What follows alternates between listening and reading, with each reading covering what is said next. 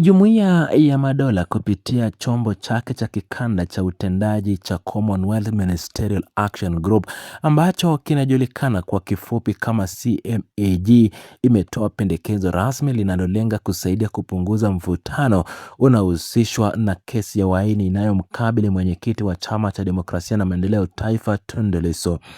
Mvutano huo mkubwa wa kisheria na kisiasa uliosababishwa na ushauri hilo umeifanya Jumuiya ya Madola kuingilia kati ili kusaidia kupunguza hali ya taharuki na kurejesha utulivu miongoni mwa wadau mbalimbali nchini Tanzania na katika medali ya kitaifa na kimataifa, wakati huu kesi hiyo ikiendelea kuvuta mjadala mkubwa ndani na nje ya mipaka ya nchi.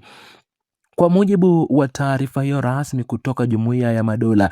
chombo hicho cha CMAG kilipitisha pendekezo hilo muhimu katika kikao chake cha 73 kilichofanyika tarehe 10 mwezi Julai mwaka 2026. Hatua hiyo kubwa ya kisheria na kidiplomasia ilifikiwa na Jumuiya ya Madola mara baada ya kupokea na kutathmini kwa kina taarifa maalum iliyowasilishwa na mjumbe maalum wa katibu mkuu wa Jumuiya ya Madola nchini Tanzania, Daktari Lazarus Chakwera, ambaye pia ni rais wa zamani wa Jamhuri ya Malawi. Taarifa hiyo iliyowasilishwa na mjumbe maalum wa kamati wa makatibu mkuu wa Jumuiya ya Madola Lazarus Chakwera ndio iliyotoa taswira kamili ya mazingira ya kisiasa na kisheria yaliyosababisha chombo hicho cha kikanda kuchukua hatua ya kuweka muda huo rasmi wa siku 30. Katika mapendekezo yake hayo yaliyopitishwa mwezi Julai mwaka 2026 katika kikao hicho cha 73, chombo hicho cha utendaji cha Jumuiya ya Madola CMAG kilitaka serikali ya Jamhuri ya Muungano wa Tanzania kutatua swala linalomhusu mwenyekiti wa Chadema Tundu Lissu kupitia njia ya kisiasa na kisheria ndani ya kipindi hicho cha siku 30. Mbali na swala hilo linalomguza kiongozi huyo wa chama kikuu cha upinzani, pendekezo hilo la Jumuiya ya Madola pia lilihusisha matakwa ya kuchukuliwa kwa hatua maalum dhidi ya watu wote wanaodaiwa kukabiliwa na changamoto zinazohusiana na matumizi ya haki zao za kikatiba na kiraia kwa njia ya amani. Kwa kuzingatia tarehe hiyo ya tarehe 10 mwezi Julai mwaka 2026 ambapo pendekezo hilo lilipitishwa rasmi na chombo hicho cha Jumuiya ya Madola, muda huo uliowekwa wa siku 30 sasa umefikia ukomo wake rasmi. Kufikia kwa ukomo wa siku 30 kumeifanya kesi hiyo ya mwenyekiti wa Chadema Tundu Lissu kuwa miongoni mwa masuala makuu yanayofuatilia kwa karibu sana na viongozi na vyombo mbalimbali vya Jumuiya ya Madola, huku wadau mbalimbali wa ndani na wa kimataifa wakisubiri kwa hamu kuona hatua dhabiti zitakazochukuliwa na serikali ya Jamhuri ya Muungano wa Tanzania kufuatia mapendekezo hayo na wito huo wa kimataifa.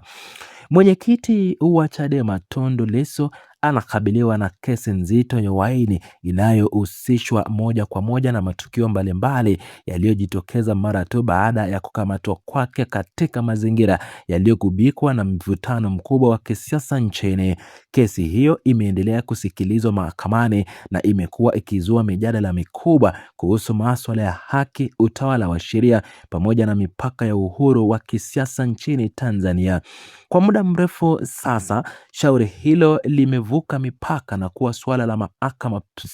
pekee na kuwa mada kuu ya kisheria na kisiasa inayojadiliwa ndani na nje ya mipaka ya Tanzania. Katika mwenendo nzima wa shauri hilo mahakamani, wafuasi wa mwenyekiti wa Chadema Tundu Lissu pamoja na viongozi wa Chama cha Demokrasia na Maendeleo wamekuwa wakisisitiza umuhimu mkubwa wa kuhakikisha kuwa haki inatendeka bila kuingiliwa na masuala ya kisiasa. Kwa upande mwingine, serikali ya Jamhuri ya Muungano wa Tanzania imekuwa ikishikilia msimamo dhabiti na kusisitiza kuwa mashtaka dhidi ya Tundu Lissu hayaendeshwi kwa sababu au misingi ya kisiasa, bali ni swala la kisheria na jinai linalopaswa kushughulikiwa na kuamriwa na vyombo vya mahakama kwa mujibu wa sheria na taratibu zilizowekwa nchini. Pendekezo hilo lililotolewa na chombo cha CMAG linaongeza uzito mkubwa katika mjadala huu wa kimataifa na kitaifa, kwa sababu Jumuiya ya Madola ni taasisi yenye misingi thabiti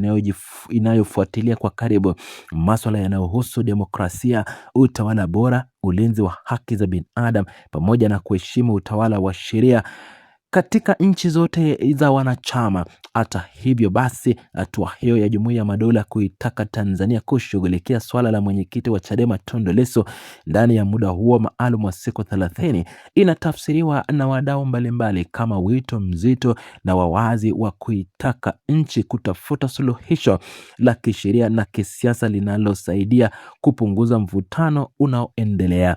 Mbali na swala hilo la mwenyekiti wa Chadema Tundu Lissu, chombo cha utendaji cha Jumuiya ya Madola CMAG kiliainisha pia hatua nyingine mbalimbali zinazolenga kupunguza mvutano wa kisiasa na kuimarisha amani na utulivu nchini Tanzania. Miongoni mwa hatua hizo zilizopendekezwa na Jumuiya ya Madola ni pamoja na kurejeshwa kwa mifumo ya kidijitali na mtandao, kulindwa kwa uhuru wa raia kujieleza na kutoa maoni yao, pamoja na kuchukuliwa hatua za kisheria dhidi ya watu wote wanaodaiwa kukiuka haki za raia wengine katika jamii.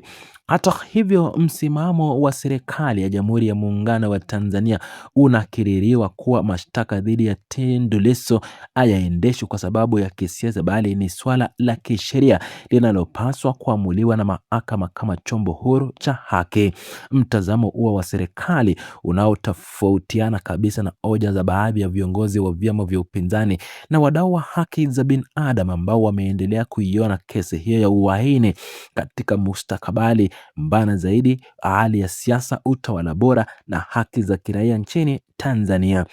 Kwa sasa macho na masikio ya jamii nzima ya Watanzania na wadau wa kimataifa yameelekezwa kwenye hatua zitakazofuata mara baada ya muda huo wa siku 30 uliowekwa na chombo cha Jumuiya ya Madola CNMG kufikia ukomo wake rasmi.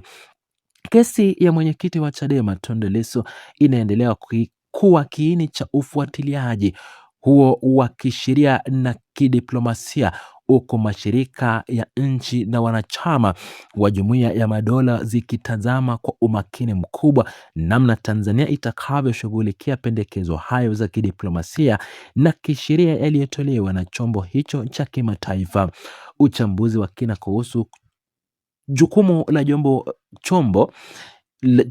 cha Jumuiya ya Madola unaonyesha kuwa pendekezo hilo la kikao cha 73 cha chombo cha EMAG lililofanyika tarehe 10 mwezi Julai mwaka 2026 kufuatia taarifa ya mjumbe maalum Lazarus Chakwera ambaye alikuwa rais wa Malawi, linabaki kuwa kiungo muhimu katika mtazamo wa kimataifa. Wito huo wa siku 30 uliolenga kutatua kesi ya uhaini ya Tundu Lissu kwa njia ya kisiasa na kisheria, pamoja na mapendekezo ya kurejea mifumo ya kidijitali, kulinda uhuru wa kujieleza na kushughulikia waliokiuka haki za wengine, unadhihirisha jinsi gani Jumuiya ya Madola unavyoweka msisitizo kwenye misingi ya demokrasia, utawala bora na utawala wa sheria nchini Tanzania.